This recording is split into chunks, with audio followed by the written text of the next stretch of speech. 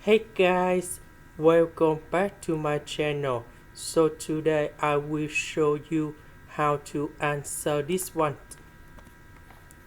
We need to use about interpretation by substitution. So I will put about u equals to tanh of s over number 2. So if we do first the derivative of this one, we have 1 over 2 secant of s over 2 square. Because we don't have 1 over 2, so I will put number 2 go to the left.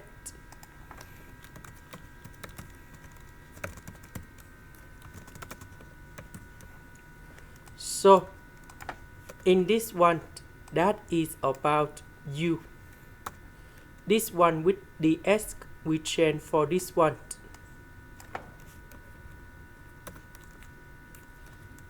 So the integration of u, that is about u square over number 2. So number 2 and number 2 we cancel. About u, that is this one.